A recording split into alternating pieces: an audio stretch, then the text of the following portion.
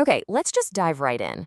Picture the world around the year 632. You've got two absolute titans, the Byzantine and Sassanian Persian empires, who have just spent more than 25 years beating each other to a pulp in a massive war. They're exhausted.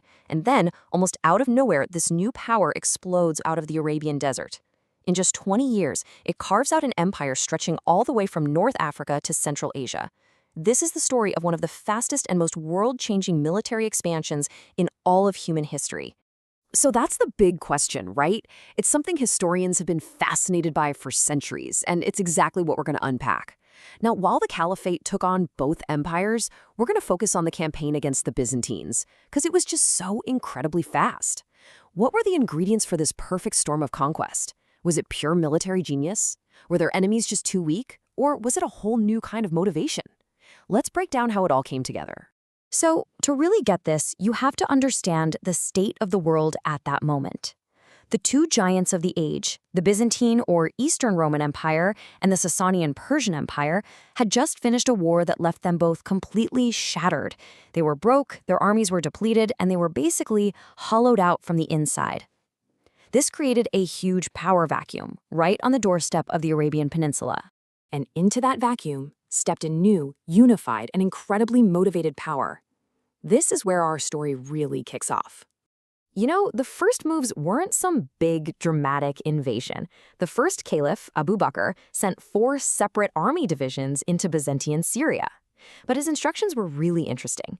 These forces were explicitly told not to engage the main Byzantine army in a big battle or try to take any major cities. This was more like a test, a cautious probe, not an all-out war. Well, that cautious approach, it changed really, really quickly. The Byzantines sent a major army to crush this little incursion. So, in response, Abu Bakr called up his best general, an absolute military genius named Khalid ibn al-Walid. He was pulled from the Persian front and sent to Syria with one job: take command and get the win. And this is where you just see Khalid's genius shine. First thing he does, he takes those 4 scattered armies and pulls them into one single fighting force. Then, to totally surprise the Byzantines, he leads his army on this insane, seemingly impossible march right through the waterless Syrian desert. And get this, he got his army through by having his camels drink a ton of extra water, which they could then slaughter so the men could drink from their stomachs. I mean, it's wild.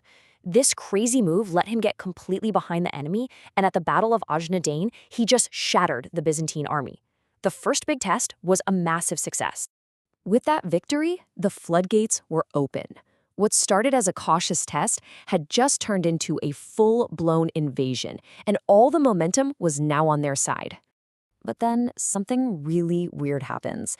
Right in the middle of this successful campaign, Caliph Abu Bakr dies. His successor, the second caliph, Umar, immediately dismisses Khalid, his most brilliant and successful general, from command. Now, why on earth would you do that? Well, the most likely reason was political. Umar wanted to make it clear that he was in charge and to make sure no single general got too famous or too powerful.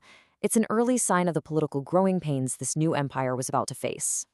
But what's amazing is that even with their star player on the bench, so to speak, the Rashidun forces were just on a roll. They were a well-oiled machine. The great city of Damascus fell, then other key cities like Emesa. They were just pushing deeper and deeper into the heart of Byzantine lands. Okay, so the Byzantine emperor, Heraclius, he is watching all this, and he is furious. He decides he's had enough. He's going to end this threat once and for all. And that leads us to the single most important battle of the entire war. Heraclius gathered every soldier he could possibly find. He assembled a gigantic army, way bigger than the Arab force, and sent it to drive them out of Syria for good. The two armies met near the Yarmouk River. The stage was set for a showdown that would change the world. The battle raged for 6 straight days. It was this chaotic, bloody slugfest, with neither side getting a real advantage. Seeing the deadlock, the new commander, Abu Ubaidah, made a game-changing decision. He handed tactical control of the battle back to Khalid. On the dawn of the 6th day, Khalid ordered a perfectly timed, all-out attack that completely broke the Byzantine lines. The result wasn't just a defeat, it was an annihilation. The victory at Yarmouk was the point of no return. It was the domino. The entire professional field army of Byzantine Syria was gone. With that one battle, Byzantine control over Syria, Jordan, and Palestine was effectively broken for good. And the fall of Syria immediately opened up a brand new opportunity, a prize that was maybe even richer: Egypt, the breadbasket of the Byzantine Empire. So one of the commanders, a guy named Amr ibn al-As, he saw the chance. He went to Caliph Umar and pitched this really bold plan to invade Egypt.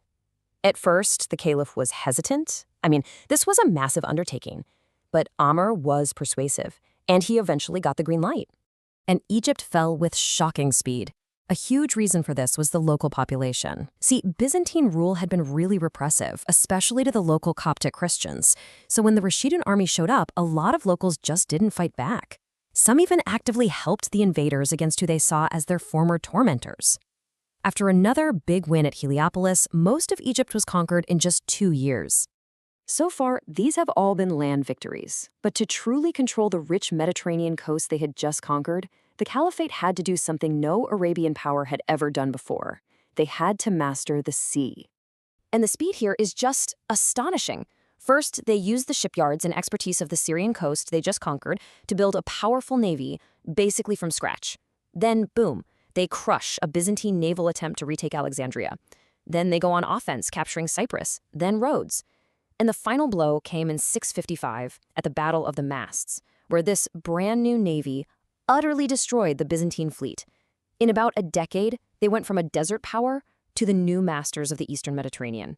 This whirlwind of conquest created a massive, diverse empire in what felt like the blink of an eye. But like we hinted at before, this explosive growth created immense pressure inside the empire. The politics of actually ruling were struggling to keep up with the pace of victory. And then, in 656, the expansion just grinds to a halt. The third caliph, Uthman, was assassinated, and this plunged the new empire into a devastating civil war known as the First Fitna, which means the time of trial. The focus snapped from conquering outsiders to fighting each other. The civil war eventually ended with the rise of a new dynasty, the Umayyads, based in Syria. After things settled down, they would pick up where the Rashidun Caliphate left off and push the empire's borders even further. But that's a story for another explainer. So let's circle back to our original question. How did this all happen? It really was a perfect storm. You had two weakened superpowers that created a power vacuum. You had people who are newly united, no longer fighting each other in endless tribal wars, but instead directed outwards. And finally, you had this powerful new ideology that fused religious belief with military action, creating armies that truly believed they were fighting a divinely guided war. And this leaves us with one final crucial thought. The military conquest was an unbelievable success, but it happened so fast that the political and social fabric of the empire couldn't keep up, leading directly to civil war. It's a powerful reminder that building an empire is one thing, but holding it together? That's a completely different challenge.